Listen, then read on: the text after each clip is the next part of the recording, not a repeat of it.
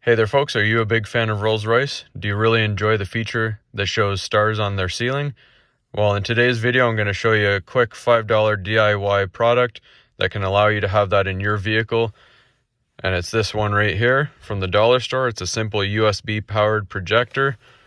So we're just going to plug it in to our USB port here in the vehicle. If you don't have a USB port, you can buy a cigarette lighter adapter that has one.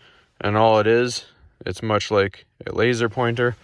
And if you look at the ceiling here, it'll actually project the stars.